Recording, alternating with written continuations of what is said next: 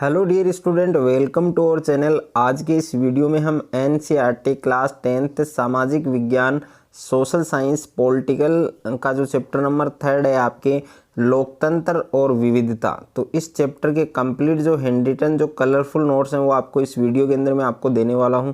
तो वीडियो को आपको कंप्लीट देखना है। और इससे पहले मैंने एनसीईआरटी कक्षा 10 सामाजिक विज्ञान पॉलिटिकल साइंस के ऑल चैप्टर हैं वो अपलोड कर रखे हैं। अगर अभी तक आपने उन चैप्टर को नहीं देखा है तो उन सभी चैप्टर के जो नोट्स हैं वो आप देख सकते हैं। उन सभी चैप्टर का जो लिंक है वो आपको डिस्क्रिप्शन में मिल जाएगा। और जो आपके जियोग्राफी है और जो इकोनॉमिक्स है, हिस्ट्री है, उनके भी ऑल चैप्टर के जो नोट्स हैं वो ऑलरेडी मैं अपलोड कर चुका हूं। अभी तक अगर आपने उन चैप्टर को नहीं पढ़ा है तो उन चैप्टर को भी आप पढ़ सकते हैं। उन सभी चैप्टर की जो लिंक है वो भी आपको डिस्क्रिप्शन में मिल जाएगी। तो इस वीडियो में मैं आपको एनसीईआरटी कक्षा 10 सामाजिक विज्ञान सोशल साइंस पॉलिटिकल का जो चैप्टर नंबर 3 है आपके लोकतंत्र और विविधता, तो इसके कलरफुल जो नोट्स हैं, बेस्ट जो नोट्स हैं जिनको पढ़कर आप सामाजिक विज्ञान में एक अच्छा स्कोर कर सकते हैं, तो इस चैप्टर के कंप्लीट जो नोट्स हैं वो आपको इस वीडियो के अंदर देखने को मिलेंगे।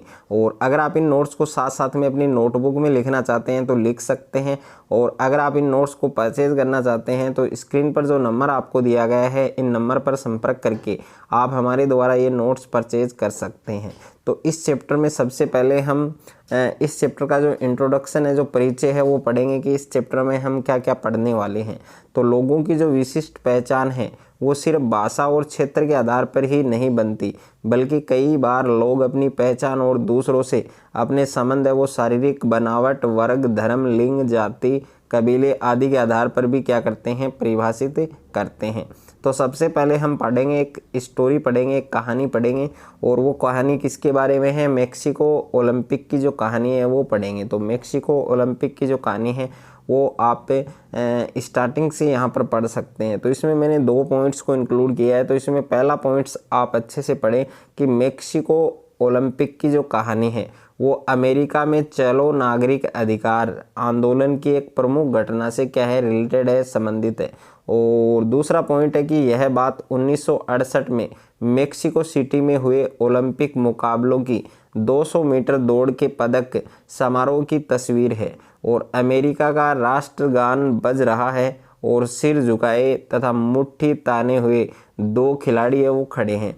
वे हैं अमेरिकी धावक टॉमी स्मिथ और जॉन कार्लोस। ये एफ्रो अमेरिकी हैं और इन्होंने क्रमशः स्वर्ण और कांस्य पदक वो जीता था। ये भी आपको याद रखना है। और उसके बाद में एक मोस्ट इम्पोर्टेंट है जिसको हमने हाईलाइट किया है, ये क्वेश्चंस आपके एग्जाम में बन सकता है, अच्छे से आपको याद रखना है कि सन 1968 ईस्वी में मेक्सिको सिटी है उसमें ओलंपिक खेल हुए थे। तो मेक्सिको सिटी है उसमें ओलंपिक जो खेल है वो कब हुए थे, कौन सी ईस्वी को हुए थे? तो ये आपको याद रखना है, सन 1968 ईस्वी में। ओके, इसको भी आप अच्छे से तैयार करें। उसके बाद में क्वेश्चंस हमने वेरी इंपॉर्टेंट क्वेश्चंस है उसको भी हमने इनमें नोट्स में इंक्लूड किया है। ये भी आपको अच्छे से याद रखना है कि एफ्रो अमेरिकन से आप क्या समझते हैं। तो एफ्रो अमेरिकन है उससे आप क्या समझते हैं? तो इसका उत्तर है एफ्रो अमेरिकन अश्वेत अमेरिकी या अश्वेत शब्द उन अफ्रीकी लोगों के वंशजों के लिए प्रयुक्त होता है जिन्हें 17वीं सदी से लेकर 19वीं सदी की शुरुआत तक अमेरिका में गुलाम बनकर लाया गया था।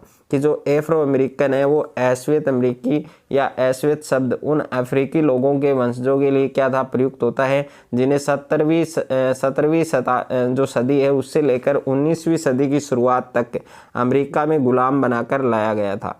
तो ऐसे नोट्स आपको ना तो यूट्यूब पर मिलेंगे, ना आपको ऑफलाइन कोचिंग में देखने को मिलेंगे, ना ही आपको आपके स्कूल में देखने को मिलेंगे। और ये नोट्स पढ़कर आप बोर्ड टॉपर बन सकते हैं, सामाजिक विज्ञान में एक अच्छा स्कोर कर सकते हैं। उसके बाद में है प्यारे बच्चों सामाजिक भेदभाव की उत्पत्ति। तो सामाजिक जो भेदभाव हैं उनकी उत्पत्ति किस प्रकार हुई थी? तो इसमें पहला पॉइंट याद रखना है कि सामाजिक विभाजन अधिकांशतः जन्म पर आधारित होता है। ये क्वेश्चन काफ़ी बार पूछा जा चुका है बोर्ड एग्जाम में कि सामाजिक विभाजन है वो किस पर आधारित होता है। तो ये आपको याद रखना है कि किस पर आधारित होता है, जन्म पर आधारित होता है।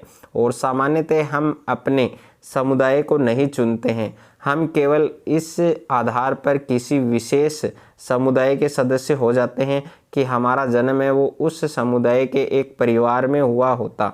और उदाहरण के लिए जाति और नस्लवादी अंतर, ये आपको अच्छे से याद रखना है। उसके बाद में दूसरा पॉइंट है प्यारे बच्चों कि कुछ सामाजिक अंतर हमारी पसंद या चुनाव पर आधारित होते हैं और कई लोग अपने माँ बाप और परिवार से अपनी अपनी पसंद का धर्म चुन लेते हैं। कि कुछ सामाजिक अंतर है वो हमारी पसंद या चुनाव पर आधारित होते हैं, कई लोग अपने माँ बाप और परिवार से अपनी अपनी पसंद का धर्म चुन लेते हैं। और तीसरा पॉइंट है आपके कि सामाजिक अंतर समाज में विद्यमान आर्थिक असमानताओं के कारण भी उत्पन्न होता है। और 4 नंबर पॉइंट है कि हम सभी लोग पढ़ाई के व्यवसाय, खेल या सांस्कृतिक जो गतिविधियां हैं उनका चुनाव भी अपनी पसंद से करते हैं। और फिर से एक मोस्ट इम्पोर्टेंट क्वेश्चन है, ये आपके एग्जाम में बन सकता है, इसको हमने इंक्लूड किया है और इसको हमने हाईलाइट किया है कि सामाजिक जो विभाजन है वो अधिकांशतः किस पर आधारित होता है। तो सामाजिक विभाजन है वो अधिकांशतः जन्म पर आधारित होता है, ये आपको अच्छे से याद रखना है। उसके बाद में है सामाजिक भेदभाव की उत्पत्ति के लिए जो उत्तरदायी कारक है वो कौन कौन से हैं। तो ये भी क्वेश्चन के रूप में बन सकता है, जो सामाजिक भेदभाव है उसकी उत्पत्ति के लिए जो उत्तरदायी कारक है वो कौन कौन से हैं। तो इसमें पहला कारक है जन्म, दूसरा कारक है पसंद या चुनाव, और तीसरा कारक है आपके धर्म, और 4 नंबर कारक है आपके आर्थिक स्थिति। तो ये 4 उत्तरदायी कारक हैं जो सामाजिक भेदभाव की उत्पत्ति है वो करते हैं। उसके बाद में है विभिन्नताओं में सामंजस्य और टकराव। तो जो विभिन्नताएं हैं उनमें सामंजस्य और टकराव है वो किस प्रकार से होता है। तो इसमें पहला पॉइंट है कि सामाजिक विभाजन तब होता है जब कुछ सामाजिक अंतर दूसरी अनेक विभिन्नताओं से ऊपर और बड़े हो जाते हैं। और दूसरा पॉइंट है कि संयुक्त राज्य अमेरिका में श्वेत और अश्वेत का अंतर एक सामाजिक विभाजन बन जाता है, क्योंकि अश्वेत सामान्यतः गरीब हैं और बेरोजगार तथा भेदभाव के शिकार हैं। और तीसरा पॉइंट है कि हमारे देश में भी दलित आमतौर पर गरीब और भूमिहीन हैं और उन्हें भी अक्सर भेदभाव और अन्याय का सामना करना पड़ता है। 4 नंबर पॉइंट है कि सामाजिक विभिन्नताओं में टकराव को आसानी से समायोजित किया जा सकता है। और उसके बाद में है अश्वेत शक्ति आंदोलन। अब देखिए अश्वेत शक्ति आंदोलन क्या है। तो यह आंदोलन संयुक्त राज्य अमेरिका में सन 1966 में प्रारंभ हुआ तथा 1975 ईस्वी तक चलता रहा। नस्लवाद को लेकर इस आंदोलन का रवैया है वो ज़्यादा उग्र था। इन आंदोलन के समर्थकों का मत था कि संयुक्त राज्य अमेरिका से नस्लवाद मिटाने के लिए हिंसा का सहारा लेने में कुछ गलत नहीं है। और उसके बाद में प्यारे बच्चों हमने एक क्वेश्चंस, इंपॉर्टेंट क्वेश्चंस है उसको इंक्लूड किया है, वेरी वेरी इंपॉर्टेंट है, इसको आपको अच्छे से याद रखना है कि किस देश को धार्मिक और जातीय पहचान के आधार पर विखंडन का सामना करना पड़ा।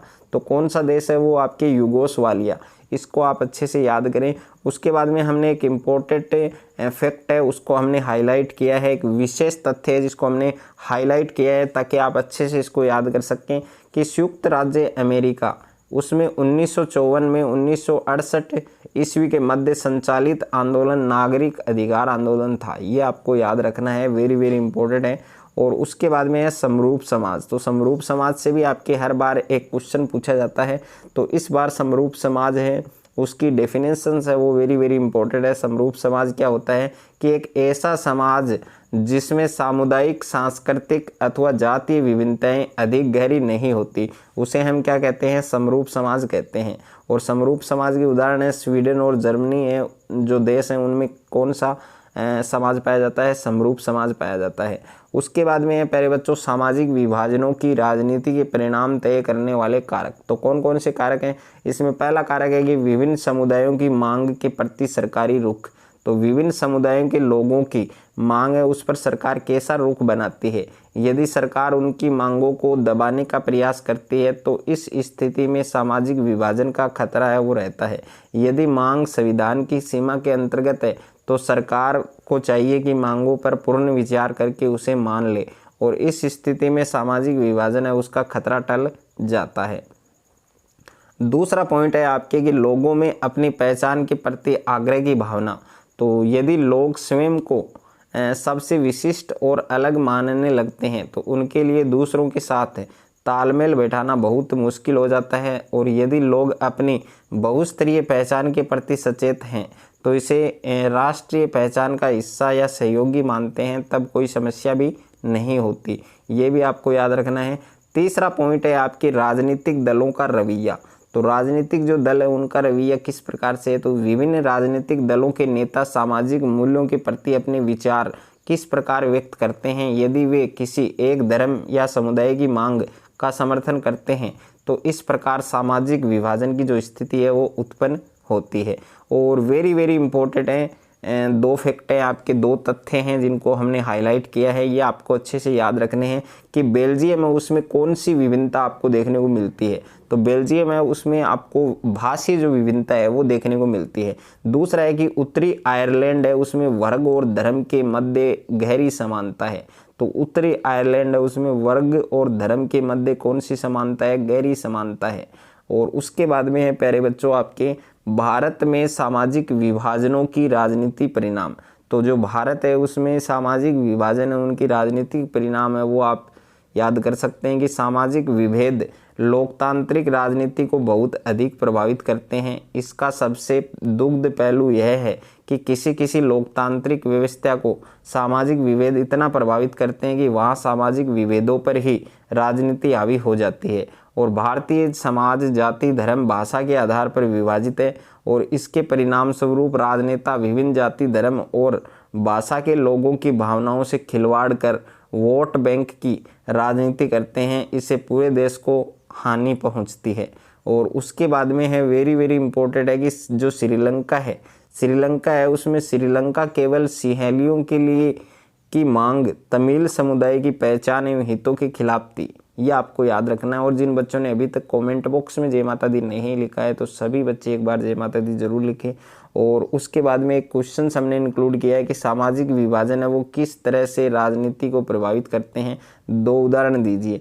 तो सामाजिक विभाजन है उससे राजनीति प्रभावित होती है यदि सामाजिक विभाजन किसी समूह विशेष द्वारा अपनी पहचान बनाने के लिए होता है तो इस प्रकार के विभाजन में समझौते की गुंजाइश नहीं होती है।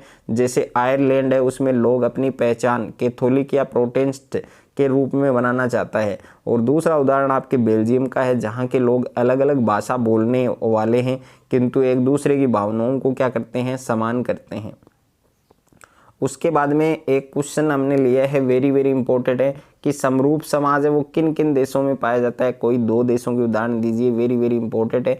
तो समरूप समाज है वो स्वीडन और जर्मनी जैसे देशों में पाया जाता है। उसके बाद में दूसरा क्वेश्चन है कि सामाजिक अंतर कब और कैसे सामाजिक विभाजनों का रूप ले लेता है, यह आपको याद रखना है। तो सामाजिक अंतर उस समय सामाजिक विभाजन का रूप ले लेता है जब एक सामाजिक अंतर दूसरे सामाजिक अंतर पर हावी हो जाता है। ऐसी स्थिति में सामाजिक अंतरों के मध्य सामंजस्य की गुंजाइश नहीं रह जाती, फलतः इस अंतर को मानने वाले जनसमूह द्वारा नए सामाजिक वर्ग का निर्माण होता है। और वेरी वेरी इंपॉर्टेंट है जिसको हमने हाईलाइट किया है, विशेष तथ्य है।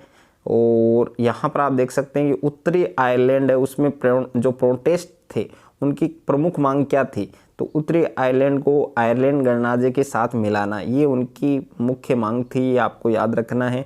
और अगर आपको ये वीडियो अच्छा लगे, अगर आपको ये नोट्स अच्छे लगे तो वीडियो को आप ज़्यादा से ज़्यादा बच्चों के साथ शेयर करें, ज़्यादा से ज़्यादा वीडियो को लाइक करें। और चैनल पर आप नए हैं तो चैनल को आप सब्सक्राइब कर लीजिए और साथ में नोटिफिकेशन बेल को प्रेस कर लीजिए।